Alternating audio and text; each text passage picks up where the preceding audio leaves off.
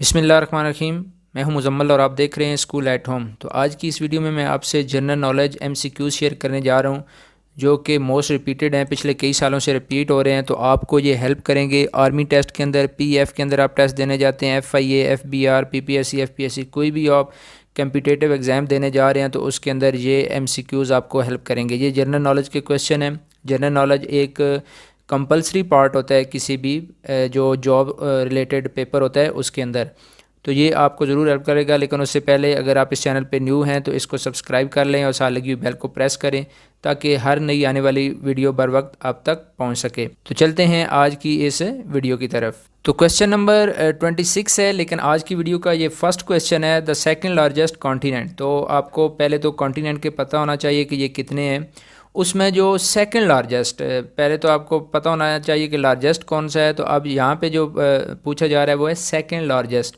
तो in term of area, area के अतबार से कौन सा है कॉन्टिनेंट, कौन सा बरआज़म है जो सबसे बड़ा है दूसरे नंबर पर। तो इसका जो सही आंसर है वो है अफ्रीका। आपने पहले का जो इसका जो पहला कॉन्टिनेंट है एरिया के अतबार से पहले नंबर पर सबसे बड़ा कॉन्टिनेंट, उसको आपने कमेंट सेक्शन में ज़रूर मेंशन करना है ताकि मुझे पता चले कि आप ख़ुद भी कोई रिसर्च करते हैं।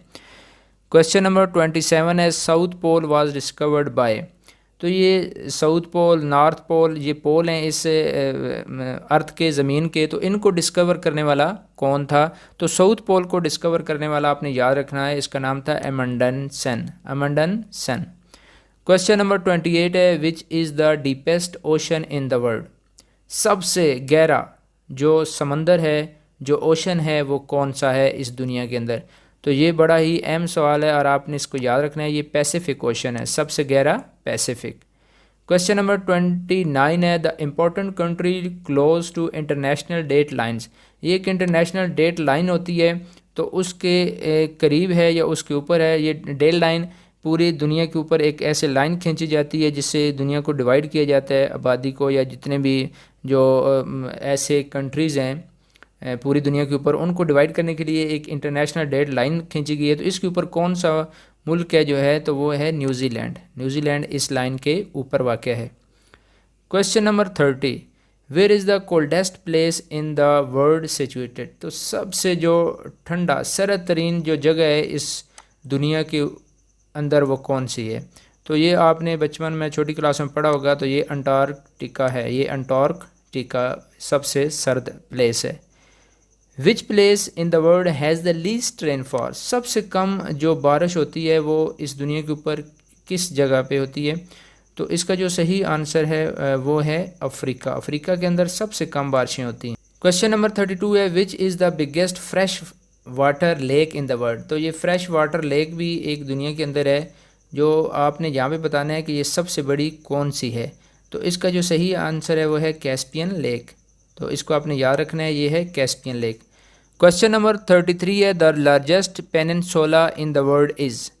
तो लार्जेस्ट पेनिनसुला कौन सा है? साउदर्न इंडिया है, साउदर्न ईस्टर्न इंडिया है, अलास्का है, या अरेबिया है? तो इसका जो सही आंसर है वो है अरेबिया। अरेबिया सबसे बड़ा पेनिनसुला है। पेनिनसुला जो पानी से घिरा होता है। ये आप देख रहे हैं, ये मैंने पिक्चर से भी इसको वाज़ा किया है कि ये देखें, ये इसकी इन तीनों साइडों पे पानी है। तो ये अरब है। तो ये अरेबिक जो है पेनिनसुला, ये सबसे बड़ा है दुनिया के अंदर। क्वेश्चन नंबर 34 है, अ लैंड लॉक्ड कंट्री। अच्छा, लैंड लॉक्ड कंट्री में आपको बताता चलूँ कि सारी कंट्रीज़ हैं, जैसे कि पाकिस्तान है तो पाकिस्तान के साथ भी जो इंडियन सी है वो लगता है। मसलन जो ममालिक है ज़्यादातर, उनके साथ जो बॉर्डर है, एक बॉर्डर कहीं ना कहीं वो समंदर के साथ अटैच है, जैसे पाकिस्तान का कराची के साथ अटैच है या गवादर से अटैच है।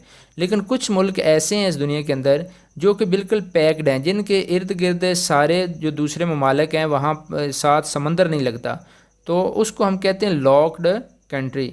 तो इसका जो सही आंसर है इन सब में वो है तंजानिया। तंजानिया जो है वो है लॉक्ड कंट्री। नेक्स्ट हमारे पास, south pole is located in the continent of. तो साउथ पोल इस कॉन्टिनेंट जो है वो किस कॉन्टिनेंट में वाक़ है? तो इसको आपने याद रखना है, अंटार्कटिका।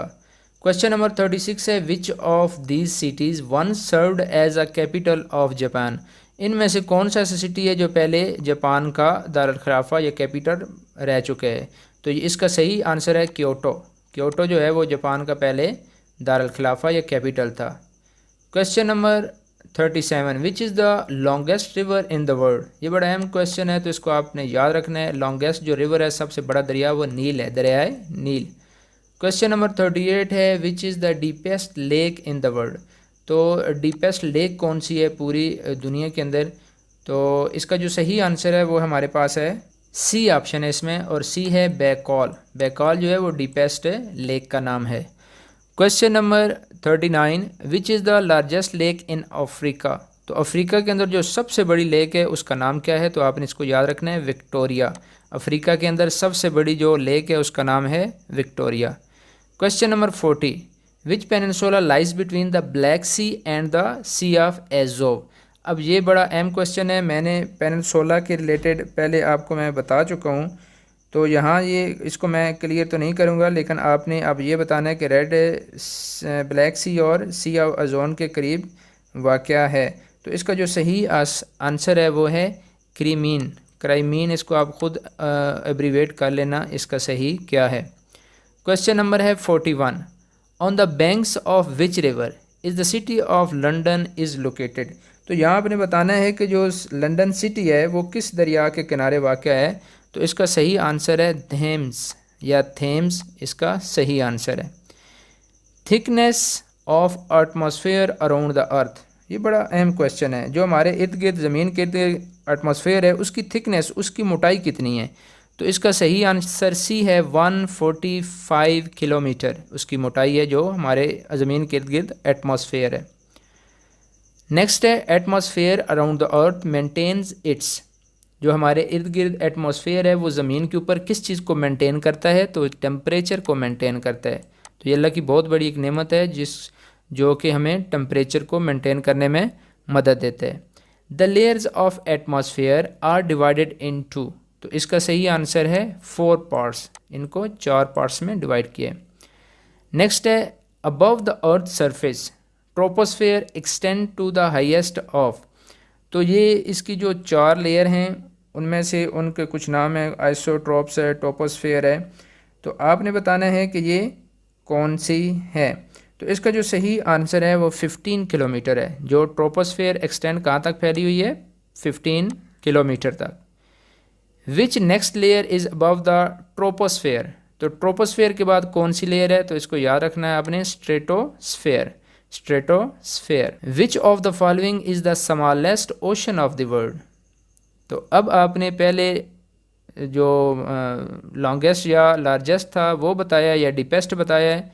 अब आपने इस क्वेश्चन में बताना है कि सबसे छोटा ओशन, सबसे छोटा जो समंदर है वो कौन सा है। तो इसका जो सही आंसर है वो हमारे पास है आर्कटिक। आर्कटिक सबसे छोटा ओशन है। क्वेश्चन नंबर 48 है, which one of the following is a metamorphic rock. तो आपने बताना है कि मेटामॉर्फिक रॉक कौन सी है। तो ये मुख्तलिफ रॉक्स के नाम लिखे हुए हैं, ग्रेनाइट है, बास्टाल्ट है, मार्बल है, सैंडस्टोन है।